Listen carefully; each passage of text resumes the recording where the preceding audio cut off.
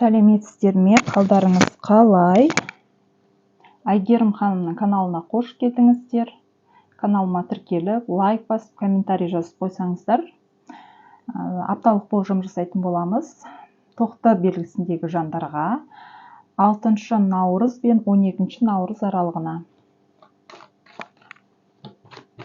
Тоқтыларда аптаның күнінде қандай өзгерістер, қандай жаңалықтар болатынын көрейік қанекей.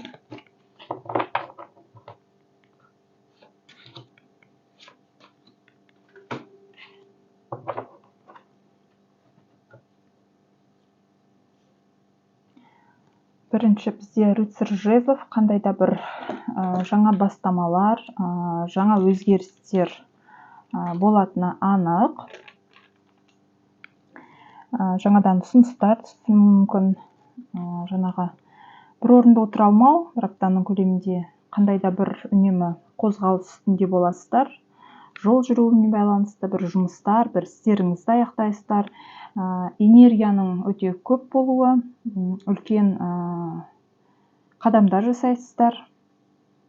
Келесі императрица старший аркан, қаржы жағынан өте керемет карталардың бірі, ақша жағынан жақсы өзгерістер, жақсы мүмкіндіктер, сыйлық алу, бағалы сыйлықтар, сыйлық беру, нәзік жандылар, кейбір нәзік жандылар үшін екінші жартысын кездестіру, отбасын құру, махаббатқа жаңағы толы кезең, және де сәбилі болу, жаңағы немесе жақын адамыңыздың бірінің сәбилі болуын есту сияқты жаңалықтармен жақындарыңызбен бөлісетін боласыздар.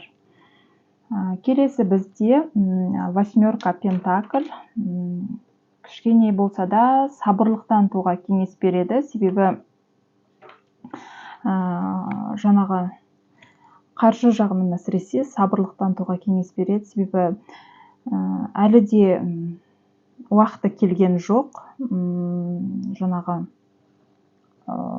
бұл істі аяқтауға, немесе сол жұмыстан результат көруге әлі де уақыт керек, сондықтан сабырлық танытқандарыңыз жөн. Бір жалғыз қалып, бір істі, жұмысты жалғыз жасағыларыңыз келіп,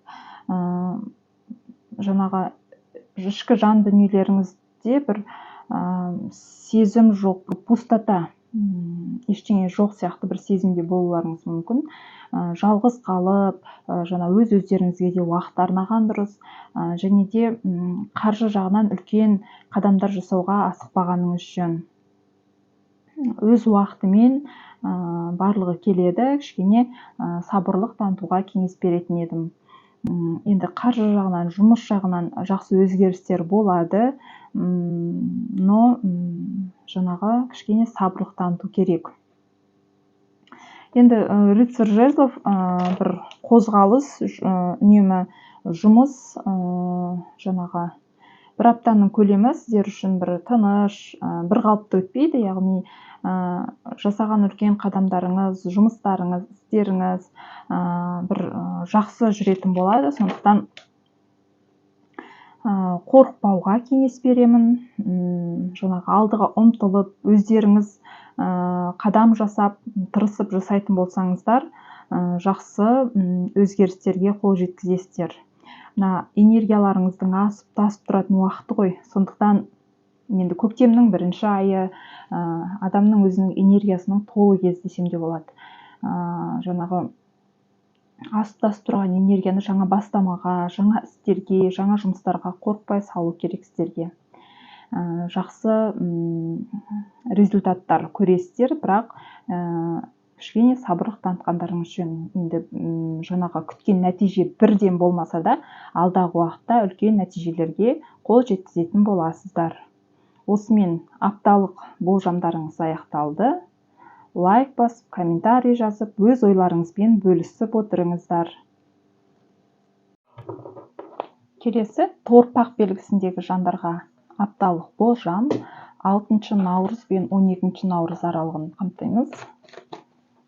Торпақтарда бір аптаның көлемінде қандай өзгерістер, қандай жаңалықтар болатынын көрейік қанекей.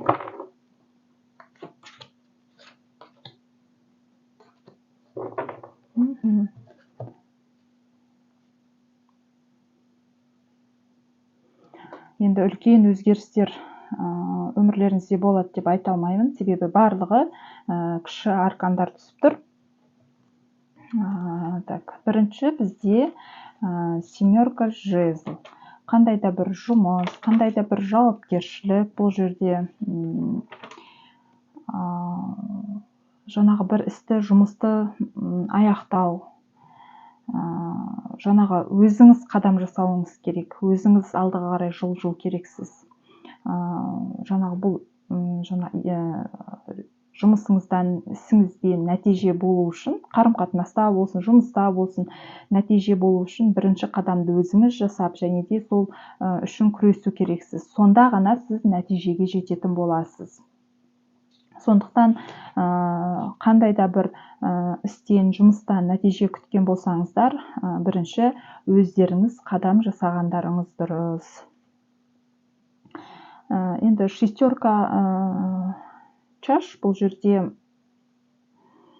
бір өткендеріңізбен байланысты бір істер, жүректеріңізге жақын алатын, бір бала кездегі армандарыңыздың орындалуы, жаңағы әпке, қарындастарыңыз, бауырларыңызбен бір жақсы душевный сөйлесу, кездесулер, сыйлық алу, сыйлық беру деген сияқты, бір іске, бір жұмысқа ақылдасу деген сияқты бір өзгерістер болады.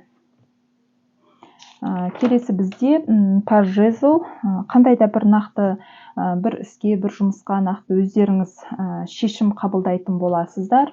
Бұл жаңағы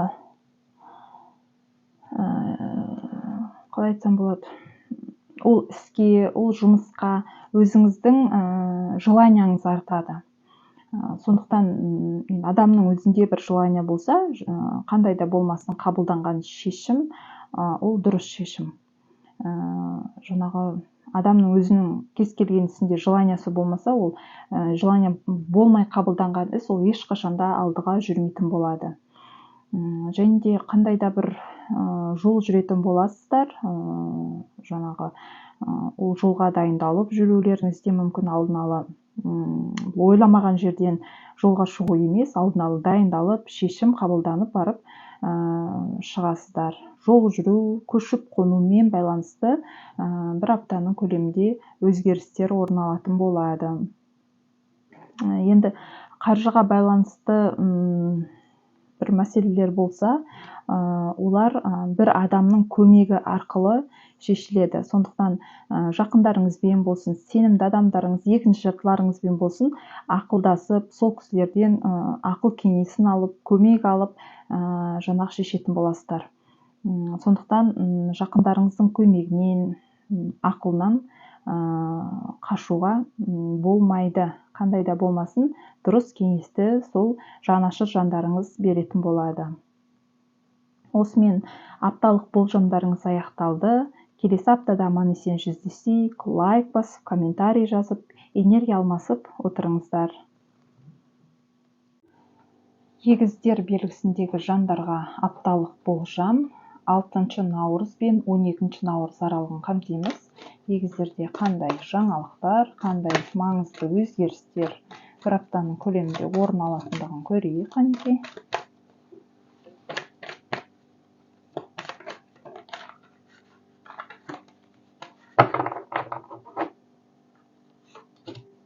Егіздер.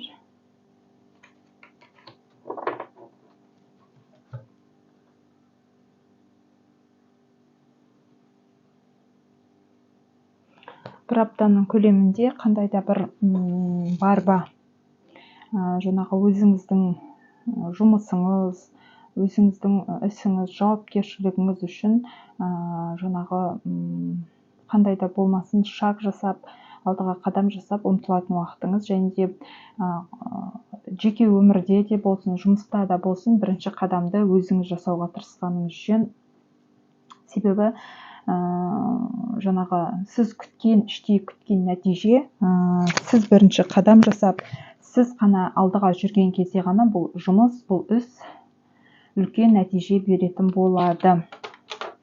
Жаңағы ол екінші адамның жаңағы сізге қадам жасағанын күтіп отыруға болмайды. Келесі бізде бірінші карта королева мечи. Королева мечи жаңағы қандай да болмасын жаңағы логикаға салып, жаңағы ақылға салып, дұрыс шыншыл шешім қабылдауға тырысқаның үшін. Қандай да болмасын жұмыс жағынан өзгерістер орын алуы мүмкін. Бірақ жаңағы қандай да болмасын шешімді ақылға салып, асықпай жаңағы шешкен дұрыс.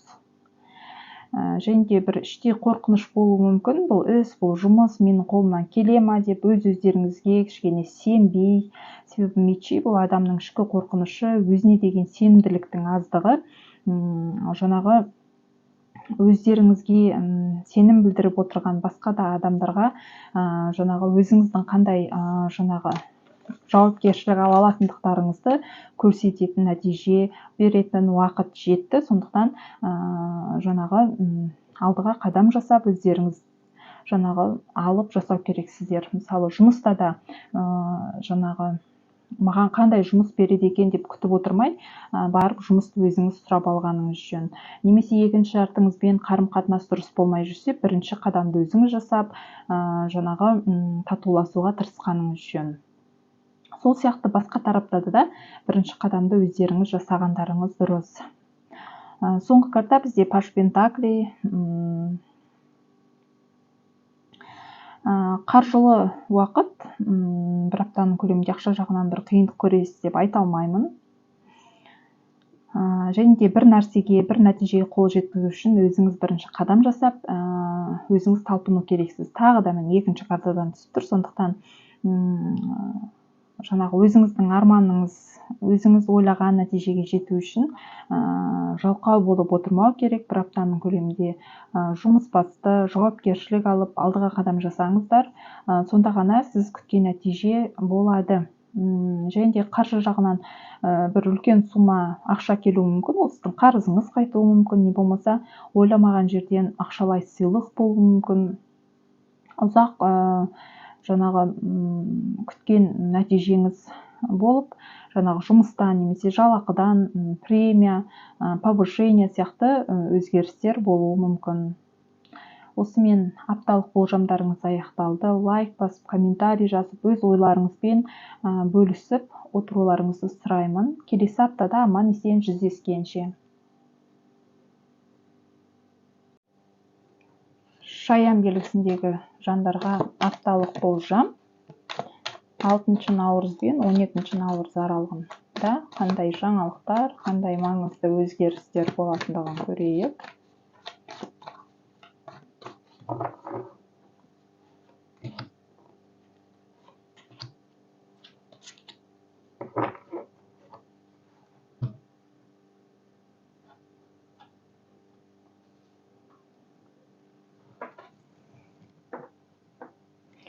Рыцарь жезлов.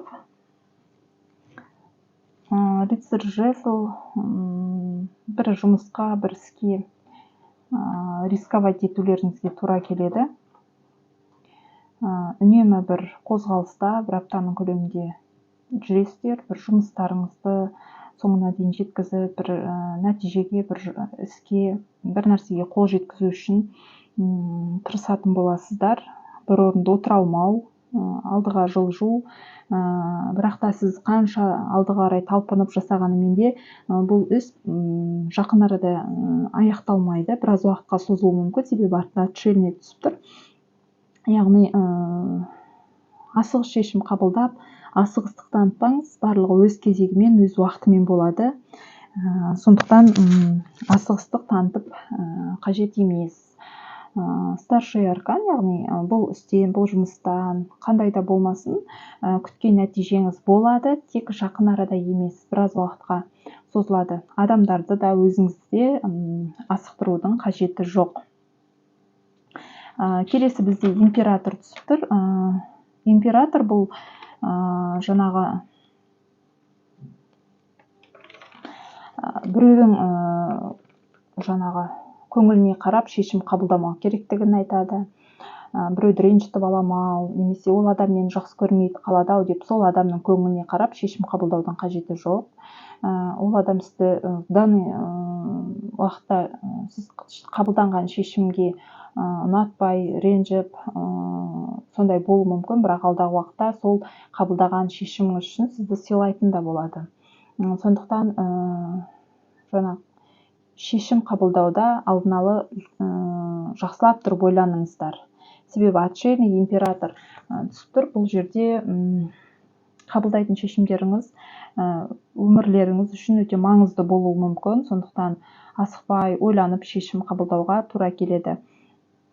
Және де бұл жерде бір кресло түсіп тұр. Енді жұмыс жағынан кейбір шаяндарым жұмыстан өзу, жаңа жұмыс жағынан өзгерістер орын алуы мүмкін.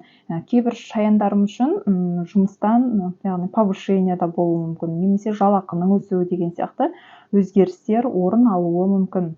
Және де сіздің жұмысыңызға, ісіңізге бір ер адамның, үлкен кісі, әкеңіз болуы мүмкін, бауырларыңыз болуы мүмкін, басшылықтан түскен ер азамат болуы мүмкін. Яғни ақыл кеңесі, сол кісінің қабылдап берген шешімі, сол кісінің көмегі арқылы бір іске, бір жұмысқа жаңағы қол жеткізетін боласыздар. Егер де бір жұмыстарыңыз, істеріңіз алға жүрмей жатса, сіз жасап талпынып жатсаңыз да, егер де осы кісінің көмегі келеді ау, болады ау деген сияқты үлкен адамдар, ер азаматтар болып жатса, әкелеріңіз, басшылық тарапынан, мысалы бастығыңыз болса, көмек сұрап көруге тырысқаныңыз жөн. Себебі сол кісінің көмегі арқылы шешілейін деп тұр да, бұл қандай да болмасын, сол нәтижеге сол кісінің көмегі келеді. Бірақ ол кісі ұзаққа созып барып, жаңағы адамдармен сөйлесіп болсын, жасап болсын,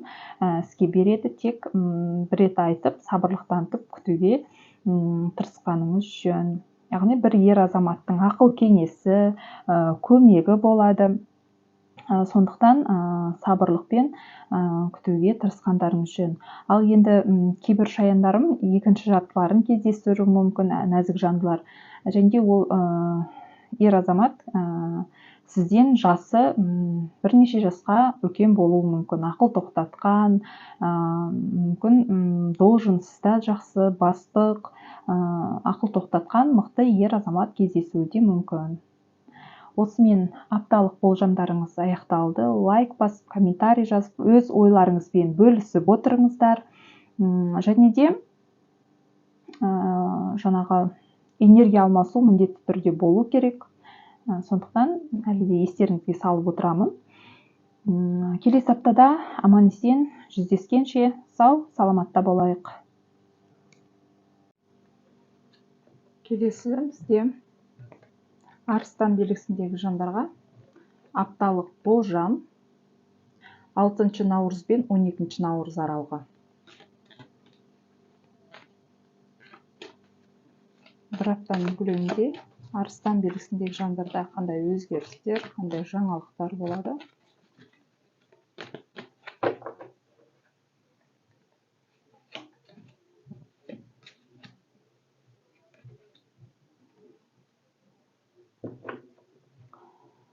Двойка мечи. Қандай да бір істі, бір жұмысты аяқталуы, шешім қабылдауға әлі дайын емессіз. Бұл жұмысыңыз, ісіңіз, қандай да бір жұмыстың аяқталуын біреуден жауап күтіп отырсаңыз, әлі де түсініксіз. Бір бастауға, шешім қабылдаудың ауылы әлі алыс. Яғни сіз әлі дайын емессіз, немесе сізге берілген уәде бойынша бір ісіңіз осы аптада аяқталатын болса, әлі де нақты емес. Әлі де шешіледі жақын арада деп айта алмаймын, себебі нақты шешім қабылданған жоқ. Әлі де ойлану үстінде, жаңағы нақтыланып жатыр. Келесі пятерка жезл. Бұл жерде энергияның, адамның күшінің, энергиясының дұрыс жұмсалмауы, бос нәрсеге жұмсалып жатыр. уақытыңыз, жұмысыңыз, күресіп, жасап, тырысып жатсыз, бірақ қандай да бір дұрыс емес жұмсап жатсыз күш қайратыңызды. Немесе жаңағы бұл сізге керек болмауы да мүмкін. Яғни сізге пайда алып келмейтін нәрсеге күш қайратыңызды, энергияңызды жұмсалуы.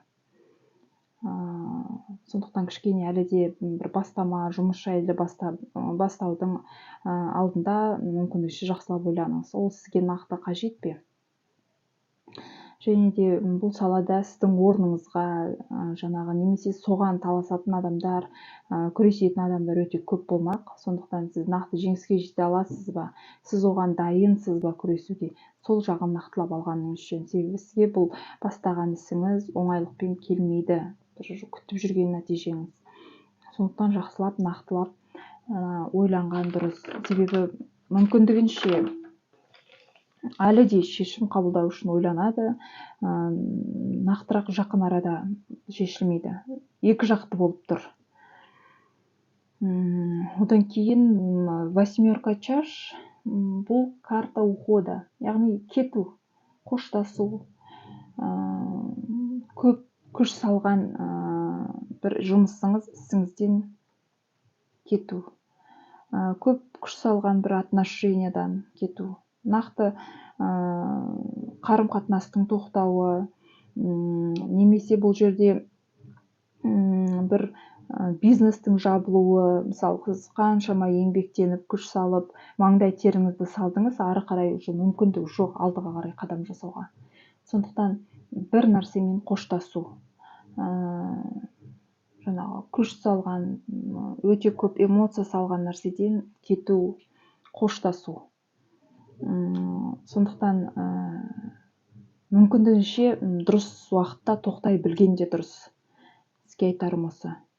Өйткені сіз алдыға қарай бұл қарым-қатынасты болмасын, жұмысты болсын алып жүргеннің өзінде де мен бұған осыншама күш салдым, еңбек салдым, терледім, сондықтан бұл тоқтамау керек деп алдыға тартып жүргеннің өзінде де ол сізге пайда алып келмейді, түсініңіз.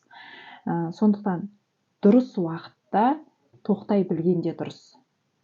Себебі ары қарай қарыздан банкрот болуыңыз мүмкін, бизнес болса мысалы, жұмыс болса да дұрыс болмауы мүмкін. Сондықтан дұрыс уақытта тоқтай біліңіз. Жұмыстан мысалы шығып жатсаңыз, алдағы уақытта жақсы жұмыс табылады, тек алдыға жүру керек, артқа кетпеу керек сізге.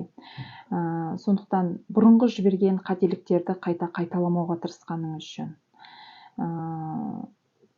Әлі де түсініксіз жұмыстан шықпауыңыз, егер жұмыс жағынан қиындықтар болып жатса, отношенияда енді кішкене қиындықтар туындап тұрса, бұл жерде жаңағы дауласудың қажеті жоқ.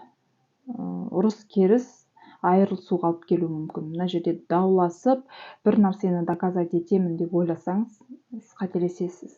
Бұл айырылысумен аяқталуы мүмкін. Сондықтан қарым-қатынасты бұзбай ары қарай ұстап қалғыңыз келсе, ашу-ызаны басып, дауласуды қойып, татуласуға әрекет жасау керексіз. Енді жұмыс іздеп жүрген жандар үшін жақсы жаңалық. Бұл жерде 8 чаш, алдағы уақытта жаңа жұмыс, жаңа бастама, жаңа жол түсіп тұр, жаңа өмір түсіп тұр. Сондықтан қайғырып, артқа кетуден қажет жоқ. Әрбір қиындықтың артында бір жақсылық жатады дейді. Сондықтан бизнес саласында жүрген жандар үшін қиындап жатса, мүмкіндігінше тоқтап, жаңа өзгерістерге мүмкіндік берген дұрыс. Осымен апталық болжамдарыңыз аяқталды. Келесі аптада аман-есен жүздескенше лайк басып, комментарий жазып, энергия алмасып отырыңыздар. Бикеш белгісіндегі жандарға апталық болжам 6 наурыз бен 12 наурыз аралығында қандай жаңалықтар, қандай өзгерістер болатындығын көрейік қанекей.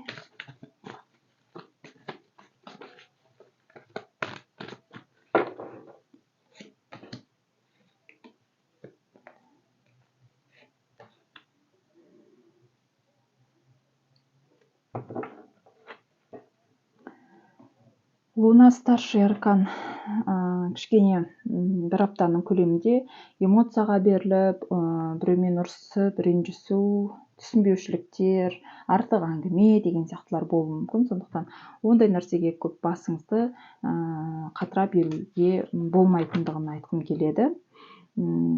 Және де нақты бір іс, нақты бір жұмыс бастайын деп отырсаңыз, жаңағы бұл жерде бір жалғыз өзіңіз жасамайсыз.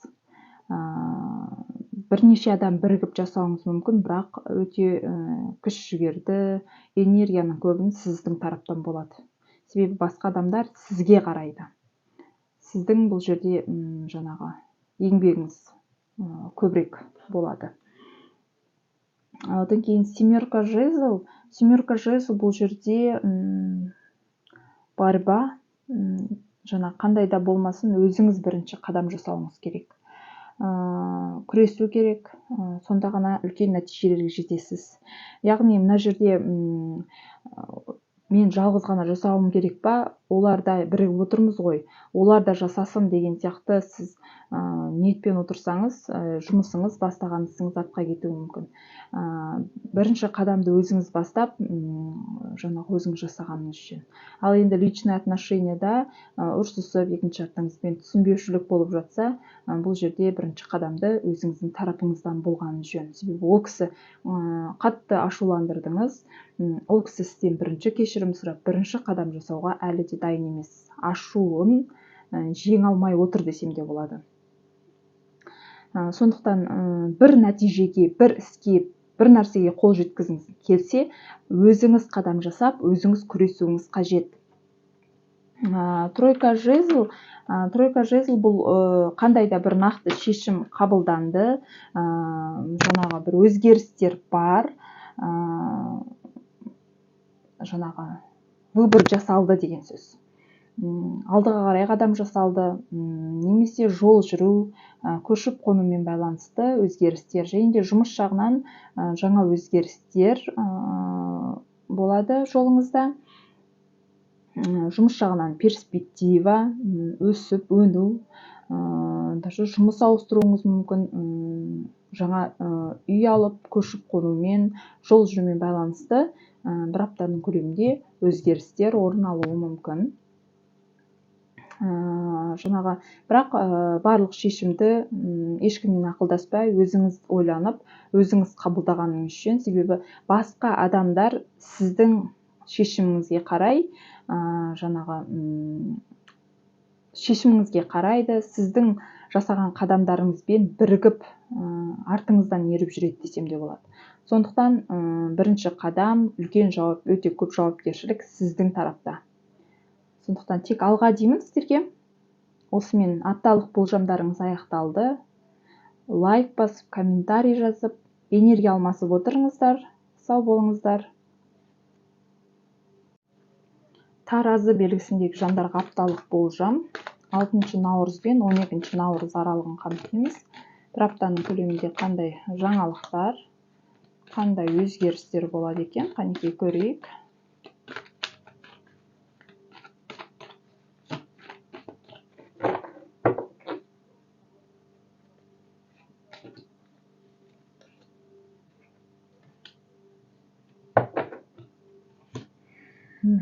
Екі старший аркан күтіп тұр. Бұл апта сіздер үшін өте бір керемет апталар, жаңа бастамалар, жаңа өзгерістер, жақсы жаңалықтарға толы болады. Сонсыз старший аркан бұл өте қаржы жағынан да, жаңағы көптен күткен бір мәселеңіз шешілуі мүмкін, қуанышты хабар. Және де кейбір нәзік жандылар үшін сәбимен байланысты, баламен байланысты бір мәселелер шешілуі мүмкін. Қаржыға толы, яғни қуанышқа толы, қаржыға толы бір кардинальный өзгерістер болуы мүмкін. Бір аптаның көлемінде бір қиындық артта қалып, бір жақсы жаңалық енуі мүмкін өмірлеріңізге. Сила старший аркан бұл жерде барлығын ақылмен шешуге тырысқаныңыз үшін. Ұрыс керіспен, ренішпен, қырсықтықпен ештеңке шеше алмайсыз. Ақылға салып, мейірімді болған сайын сіздің жолыңыз ашылып, кез келген қиындық атаулы сізден алыс жүретін болады. Сондықтан барлық мәселені ақылға салып, жаңағы ашуды тыйып, ақылға салып шешкендеріңіз дұрыс. Келесі семерка жезл. Бұл қандай да бір алдыға қадам жасау, бірақ бұл жерде өзіңіз жасайсыз. Бір нәтижеге, бір іске қол жеткізгіңіз келсе, әрине өзіңіздің тараптан қадам болу керек. Біреуге сенім артпаңыз, жаңағы енді напряженно жүруіңіз мүмкін бұл апта, бірақ жаңағы ашулы, эмоцияға беріліп жүргеніңізді жақындарыңызға, жаныңыздағыларға білдірмеуге тырысыңыз. Ашуызаны, барлығын ішке салып тия тұрған дұрыс. Сіз жаңағы ашуланып, ұрыс керіспен ешқандай мәселені шешпейсіз. Жаңағы күш жігеріңізді жинап, бойыңызды босаңсытып, жаңағы ақылмен барлық нәрсені асықпай шешкеніңіз дұрыс. Басшылықтың тарапынан болсын, жаңағы сізге сөзі жүретін бір адамның сіздің ақыл кеңесіңізге, жаңағы сіздің бір көмегіңізге зәру болуы мүмкін да. Не болмаса, сіздің бір айтқан ақылыңызды тыңдап, сіздің айтуыңыз бойынша жасау мүмкін. Сізден дәрежесі жоғары, мықты деп жүрген адамыңыздың өзі сіздің ақылыңызды тыңдауы мүмкін болады.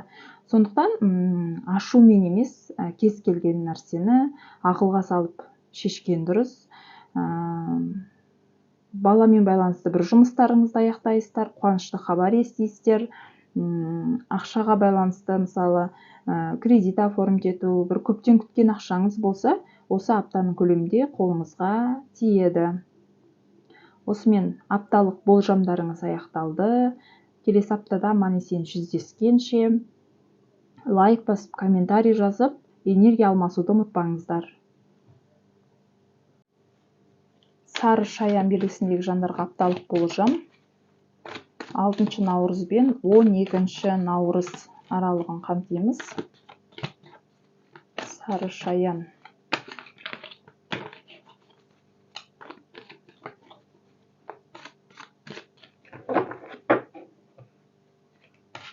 Бір аптаның көлемінде қандай өзгерістер, қандай жаңалықтар болады екен сары шаяндарда. Бір аптаның көлемінде қандай да бір өзіңізге бағытталған әңгіме естуіңіз мүмкін. Өтірік әңгіме болуы мүмкін, сізді қызғану бағытында айтылған әңгіме болуы мүмкін. Сондықтан эмоцияға беріліп, ол өзіңіздікі дұрыс немесе дұрыс емес, ол кісінікі дұрыс, бұрыс екендігін дәлелдеудің қажеті жоқ. Сіздің өміріңіз оларға қызық, сіз олардан басым тұрсыз, сондықтан ол нәрсеге аса мән беріп, көңіл күйіңізді бұзбауға кеңес беремін. Және де бұл апта қиындығы да, жаңағы бір қуанышы да теңдей болады. Сондықтан бір қиындық туындап жатса, неге менің ғана басыма келеді, неге мен ғана қиналуым керек деп ашуланып, жаңағы ренжімеуге тырысыңыз. Себебі сол бір қиындықтың артында бір жақсылық жатқанын ұмытпағаныңыз жөн. Императрица старший аркан өте бір керемет карта. Кейбір нәзік жандылар үшін екінші жартысын кездестіру, отбасын құру, жаңағы махаббатқа бөлену, өзін бақытты әйел, бақытты ана сезіну супер. Және де кейбір нәзік жандылар үшін босану, көтерумен байланысты, яғни бір өзгерістер болады. Немесе екінші жартыңызды кездестіру, бір әдемі ер азаматтар үшін әдемі келіншекпен танысу, жаңағы ол келіншегін қуанту, бағалы сыйлық қабылдау, бағалы сыйлық беру деген сияқты бір өзгерістер орын алады. Яғни бұл апта сіздер үшін жылулыққа, махаббатқа толы өте бір жақсы уақыт. Келесі бізде рыцарь пентаклей. Бұл пентакль өзі ақшаның картасы. бір өзіңіздің алға қойған мақсатыңызға жету үшін нақты қадамдар жасалынады. Ақшамен байланысты бір істер, және де ақшамен байланысты бір подарктар ма, жаңағы конкретный сыйлық, ақша. Бұл жерде бір нақты басқа сыйлық емес, нақты ақша сыйлауы мүмкін. Немесе ақшаға байланысты бір өзгерістер болуы мүмкін. Жаңағы қолыңызға ақша тиюі мүмкін. Пентакль өзі ақшаның картасы. Императрица, рыцарь пентакль, яғни бұл апта сіздер ақшадан қинала қоймайсыздар. Себебі басқа тараптан ақшалай көмек болуы мүмкін. Бұл рыцарь пентакль екінші жартыңыз болуы мүмкін, өзіңізден кіші бауырларыңыз, інілеріңіз деген сияқты ақшалай көмек беруі мүмкін, немесе қарызыңыз қайтып келуі мүмкін. Ақшаға байланысты нақты шешімдер қабылданып, өзіңіздің алға қойған мақсатыңызға нақты қадамдар жасайтын боласыздар. Отбасылы жандар үшін отбасымен жақсы уақыт өткізу, жол жүрумен, қыдырумен байланысты бір өзгерістер орын алады. Осымен апталық болжамдарыңыз аяқталды. Лайк басып, комментарий жазып, энергия алмасып отырыңыздар. Келесі аптада аман есен жүздескенше. Мерген белгісіндегі жандарға апталық болжам. Мергендерді бір аптаның көлемінде қандай өзгерістер, қандай жаңалықтар күтеді? 6 наурыз бен 12 наурыз аралығында.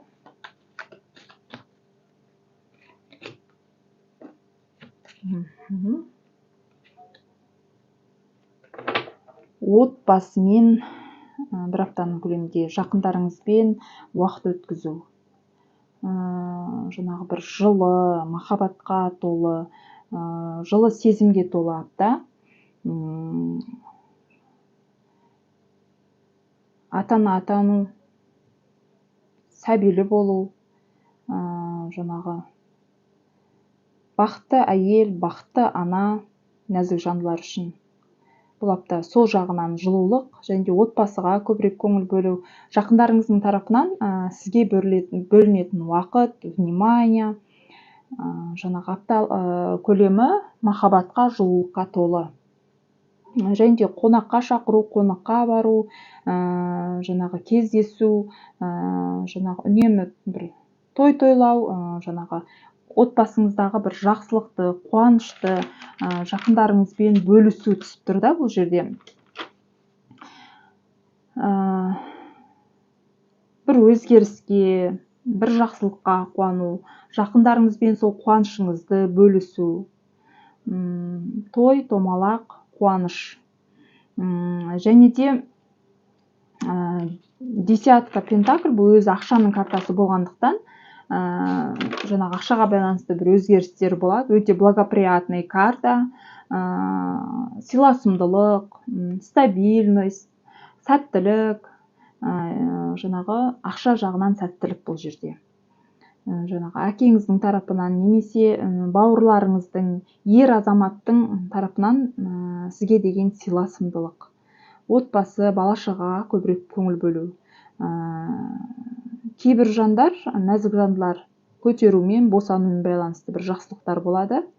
Өзіңіздің қуанышыңызды бөлісу. Және де бір іс, бір жұмыс бірлесіп жасалған кезде ғана жүзеге асады. Сондықтан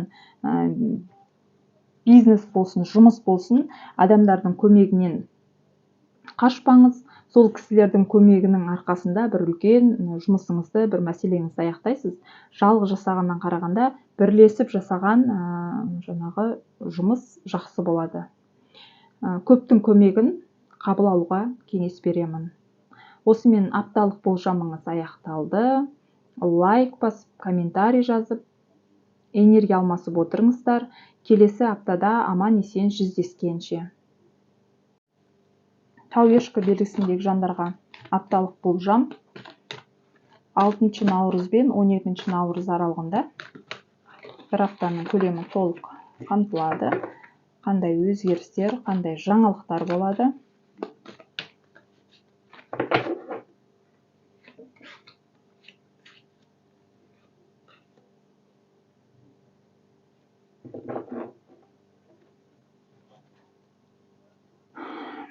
Бірінші бізде туз чаш.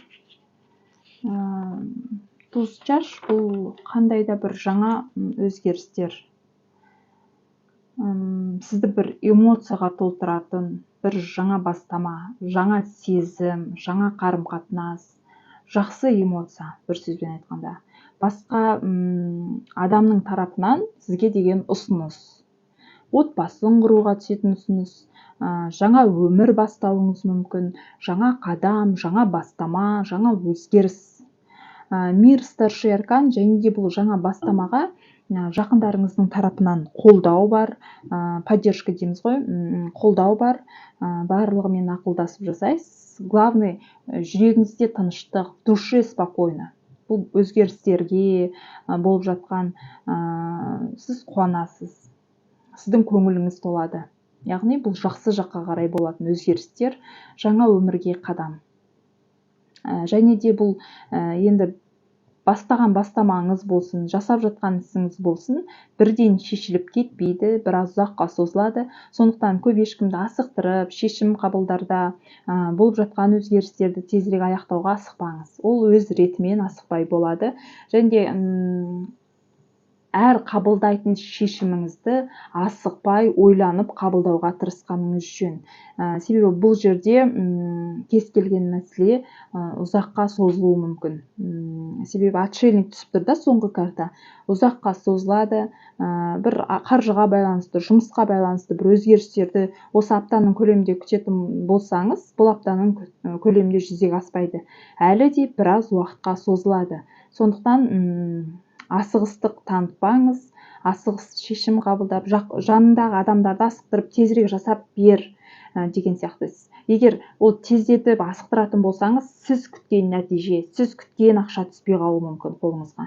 Сондықтан асықпай өз уақытымен кез келген мәселе шешілгені дұрыс.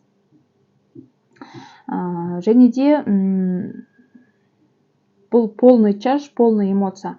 Жаңағы толық қуану, жаңағы өзіңіздің көңіліңіздің толуы, болып жатқан өзгерістерге, жаңа енді қуанышыңызды ұзаққа создыру үшін әрине асығыс шешім қабылдамаңыз.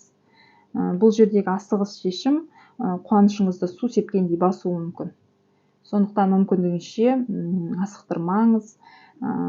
Жаңағы төрт құбылаңыз тең, яғни бұл жерде жаныңызда қолдайтын адамдар, ақыл кеңесін беретін адамдар жаныңызда. Сондықтан қандай да бір қадам жасап жатсаңыз да, нақты шешім қабылдап жатсаңыз да, сізді қолдайтын адамдар бар. Оны айтуды, осындай бастама жасап жатырмын деп жаны ашитын жандарыңыз болса, айту, жаңағы ескерту, ақылдасудан бас тартпағаныңыз жөн. Қымсынбай барып, ақылдасып, өзіңізде болып жатқан нәрсені айтуға тырысыңыз. Болып жатқан өзгеріс болсын, бұл сізге қиын болып көрінгенімен, ол дұрыс жағынан жауабын шешіп беруі мүмкін. Сондықтан мүмкіндігінше көмек сұраудан қымсынбаған дұрыс. Осымен апталық болжамдарыңыз аяқталды. Келесі аптада аман есен жүздескенше сау саламатта болыңыздар. Су құйғыш белгісіндегі жандарға апталық болжам 6 наурыз бен 12 наурыз аралығында қандай өзгерістер, қандай жаңалықтар болады екен су құйғыштарымда.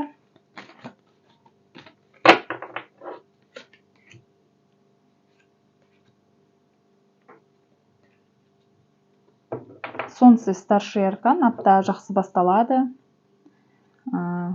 жарқырап тұр, бір қиын кезең артта қалады. Бір балаға байланысты бір мәселелеріңіз шешіледі, немесе көтеру, босанумен байланысты, сәбилі болумен байланысты бір өзгерістер болады бұл аптаның көлемінде. Баламен байланысты бір жұмыстарыңызды бастайсыздар, немесе аяқтайсыздар, қуанышты хабар, жол жүру сияқты бір өзгерістер болады. Келесі двойка, верховная жрица, старший аркан. Қандай да бір көптен жасырған, сізден жасырған бір сырды білуіңіз мүмкін. Немесе сізден бір нәрсені жасырып қалуы мүмкін. Жаңағы нақтырақ толығырақ айтылмай қалуы мүмкін. Сондықтан жас әйел, жас келіншек, бір жұмысыңызды аяқтап беремін, бір сеніп жүрген адамыңыз жаңағы сеніміңізді ақтамауы мүмкін. Сондықтан жаңағы көп біреуге сенім артпауға кеңес беремін. Себебі жасырып қалуы мүмкін бір нәрсені, немесе сізді алдап кетуі мүмкін. Ақшаға, жаңағы бір документке, мысалы бір жұмыс қағазыңызды аяқтап беремін деген сияқты бір ұсыныстар түсіп жатса, сенбеуге кеңес беретін едім. Және де кейбір отбасылы жандар үшін араға үшінші адам түсуі мүмкін. Сондықтан сол жағынан өте абай болуға кеңес беремін. Подчаш бұл жаңа өзгеріс, жаңағы бір адамның тарапынан ұсыныс болуы мүмкін. Армандап жүрген, көңіліңіз бұратын бір ұсыныстар болуы мүмкін. Және де сол бағытқа қарай бірінші қадамыңызды жасап, нақты шешім қабылдауыңыз мүмкін бір ұсыныстарға. Сондықтан бұл ер азаматтың тарапынан түсіп тұрған ұсыныс, әйел адамның тарапынан түсіп тұрған ұсыныстар болса, ол жағынан кішкене абай болғандарыңыз жөн. Үлкен әйел адам деп айта алмаймын, жас келіншек, жас қыз десем де болады, жас келіншек десем де болады. Себебі бұл адам өте двойственный адам. Сіздің бетіңізге жақсы көрінгенімен артыңыздан артық әңгімелер айтылып, жаңағы сіз сенетіндей, сенім артатындай адам емес. Бірақ та қандай да бір нақты шешім қабылданып, нақты өзіңіздің тарапыңыздан әрекет жасалынатын болса, кез келген ісіңіз, жұмысыңыз жүреді. Бір қуанышты хабар бар мына жерде, жаңағы бір күткен нәтиже, күткен өзгеріс, жаңа қуанышты хабар келуі мүмкін өзіңізге. Сондықтан жұмыс жағынан болсын, жаңағы бір күткен нәтиже, немесе кейбір соғиғыштарым көлік алу, көлік сату сияқты бір жақсы жаңалықтармен бір аптаның көлемінде жақындармен сондай жақсы жаңалықтарын бөлісетін болады. Осымен апталық болжамдарыңыз аяқталды. Келесі аптада аман-есен жүздескенше. Лайк басып, комментарий жазып, энергия алмасып отырыңыздар. Балықтар белгісіндегі жандарға апталық болжам 6 наурыз бен 12 наурыз аралығын қамтитын боламыз. Бір аптаның көлемінде балықтарда қандай өзгерістер, қандай жаңалықтар болады екен, қанекей көрейік.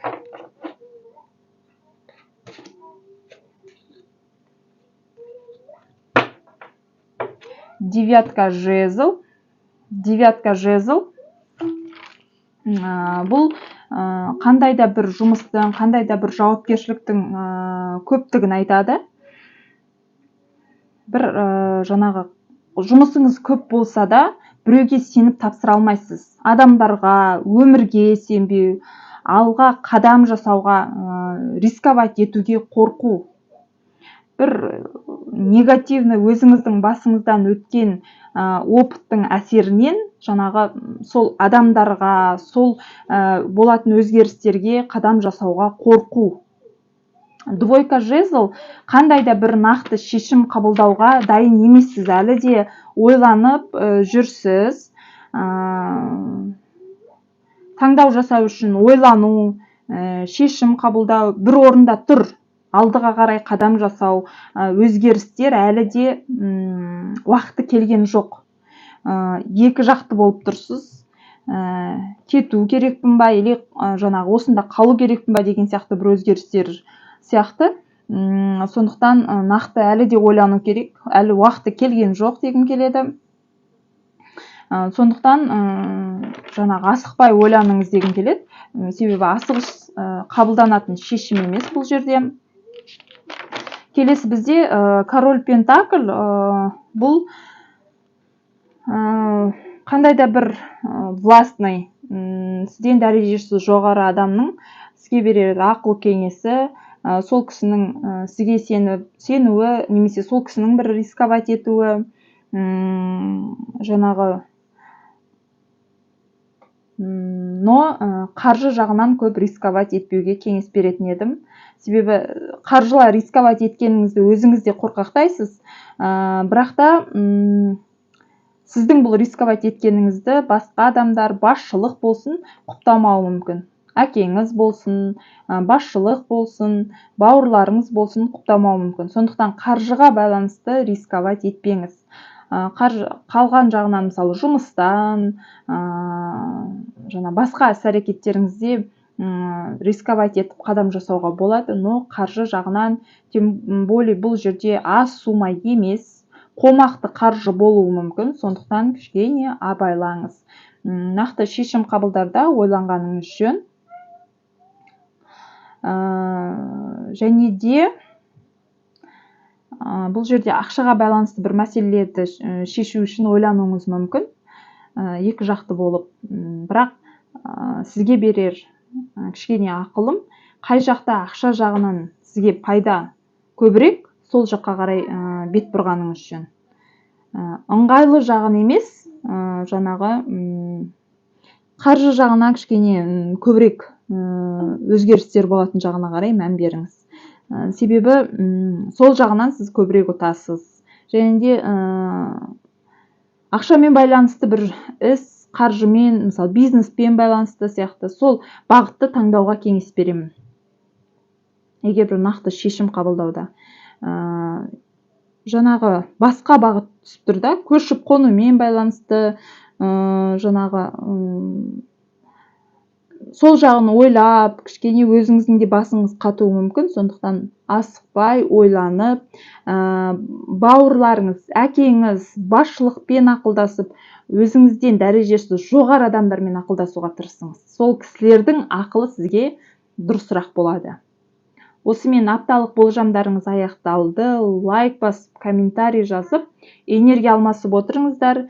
Келесі аптада аман есен жүздескенше.